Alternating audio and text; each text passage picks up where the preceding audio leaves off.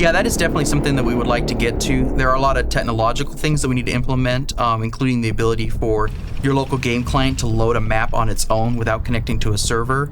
But it's definitely something we've talked about a lot. We do feel that the ability to jump in and drive around in a vehicle before you decide to purchase is really important. We are getting started with letting you check out the models of the vehicles in the game before you necessarily have to buy them with a new preview option that we're adding to the dealer trees. But we do want to continue expanding on that all the way to the point where you'll be able to enter training grounds with the vehicle.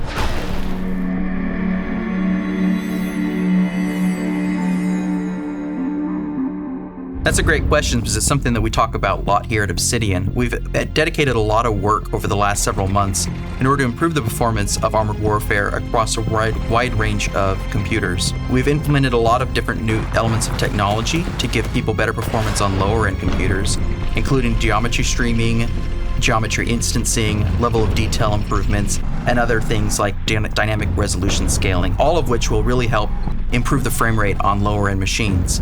At the same time, we do recognize that players that have higher-end machines really want to see that power put to use.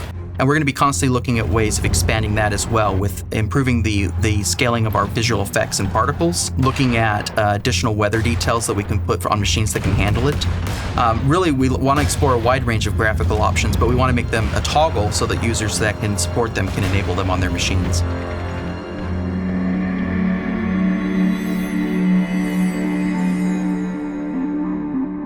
Yeah, absolutely. As we continue to add more mechanics to the game, we'll be looking at the types of ammunition available to the vehicles to make sure we're representing as many different types of variety as possible. The key thing, though, is that we want to make sure that each type of ammunition actually has a role or a point before we introduce it. So when we bring these new types of ammunition in, it is likely that they'll come with a new type of mechanic where that specific ammunition is situationally advantageous.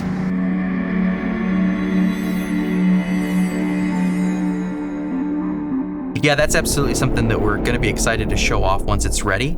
We've been developing it and working on it for quite some time. We realize that players need to be able to evaluate the construction of their vehicles, not just so that they can improve the performance in their own vehicles, but also to understand how to battle other vehicles in the field depending on how they're configured and how their armor is set up. So right now we do have it working internally as a debugging tool that helps our designers evaluate the armor and the different penetrations across the tiers and how a different vehicle will perform in different circumstances. But it still needs some more polish and prettying up before we'll be quite ready to reveal to players, but we're really excited that we'll be able to do it soon.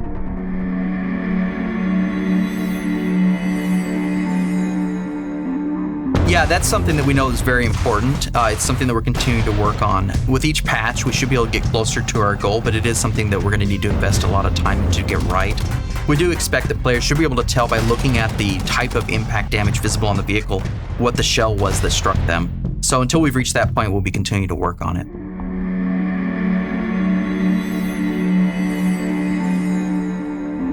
It really depends on the discipline of the developer and kind of the phase of the project that we're in.